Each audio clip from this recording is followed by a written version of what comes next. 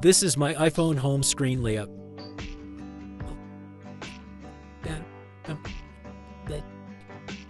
Let's see how to reset iPhone home screen layout.